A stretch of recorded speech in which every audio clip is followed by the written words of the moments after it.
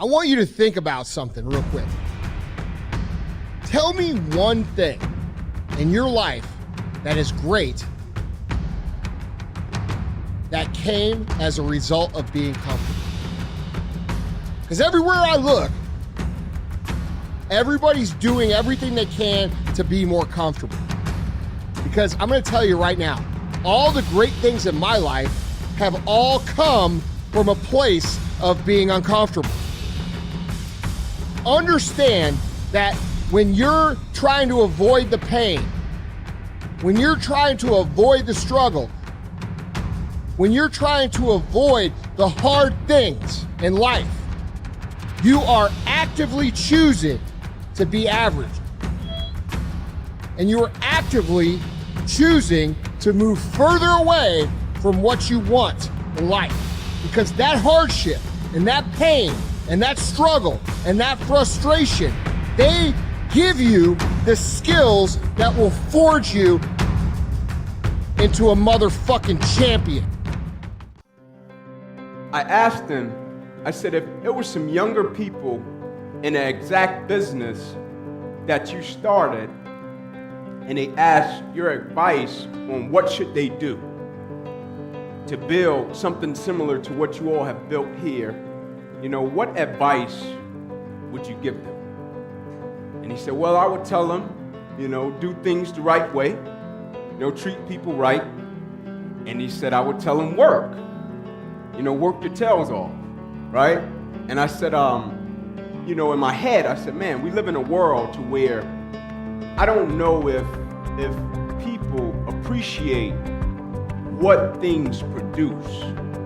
In my whole life, the only advantage that I've ever had as a person, I've never been the most talented, never been the biggest, the fastest, the strongest, even though I was a four-sport athlete my whole life, at the top of every sport that I've ever played, I was never the most talented. I was never the fastest guy, never the strongest guy. I've always been a small guy my whole life.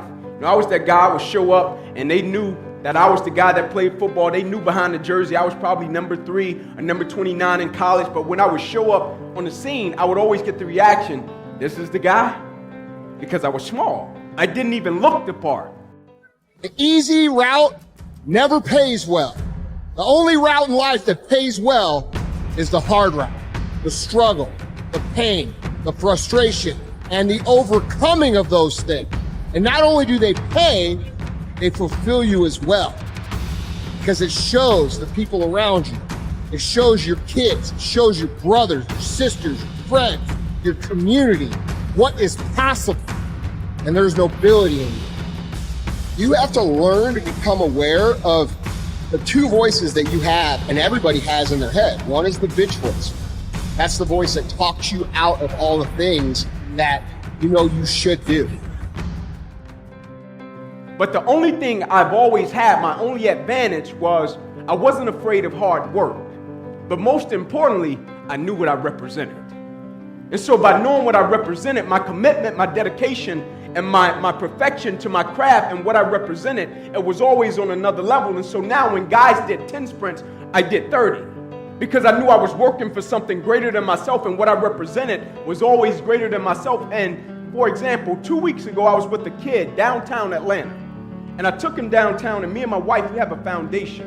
It's where we work with homeless shelters. We've adopted 3, right? And we work with kids, teenagers, right? We take them, we put them in uncomfortable situations, and we challenge their perspective and their thought process about life. So it was this 15-year-old kid. He had been acting up in school, giving his mom problems. He hadn't seen his father since he was born, basically. And I take him downtown Atlanta, and I take him right under a bridge. And so now you got Turner Field, you got where the Falcons play, where the Hawks play, you got the world of Coca-Cola, you got a jail, you got these successful companies, you got people going to work, got the briefcases, doing their thing, you got life happening. And then you got under a bridge, you got a gentleman, a grown man, sound asleep, cardboard box, sleeping, as if the person would be in a bed, sleep. And I looked at the kid, and I said, do you think he planned to be there? I said, do you think when he got of age at a certain point in his life, do you think he said, man, one day I'll probably be sleeping under a bridge on a cardboard box? The kid said, no. I said, what do you think happened? Kid said, I don't know. What do you think happened, eh? He said, I think life happened. You're not supposed to worry about the future. I know that seems difficult, especially for young people, but the thing that I began to really master is not to worry about tomorrow. There's absolutely nothing you can do about tomorrow, nothing. You don't even know what's gonna happen tomorrow. You don't know how it's gonna go. When you put worry into tomorrow, you're putting a burden on yourself that you're not built to carry. God designed us to live today. Lord's Prayer says, give us this day our daily bread. And I ask you nothing about tomorrow, because he wants us to live in today. As a matter of fact, living in today is plenty enough. He broke it down into two pieces. He got the daytime and he got the nighttime. The daytime you put in all your work, and at night you rest. That's your day. You feel so lost. You feel alone. You feel ashamed. You're concerned about what people are thinking about you right now. You feel that you have no way out. You feel that you can't go on. This idea that you have of yourself makes you feel that you're not alive anymore. It's like walking the earth with no sense of knowing your truth. The mistakes that you've made in your life, you feel that you can't come back from it. But I'm here to let you know, it's just not your time yet to get to the best level in your life. It's not your time yet to have that success story. If you worry about tomorrow, it accomplishes nothing. You know how many times I've worried about tomorrow, and then when I got there, tomorrow was completely different than I thought it was gonna be? And all of that worrying was for nothing.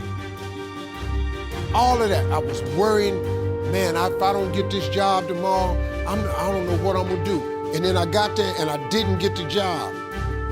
What was the worrying for? Or I got the job. What was the worrying for? Now, the only way to accomplish that is you really got to get into your faith.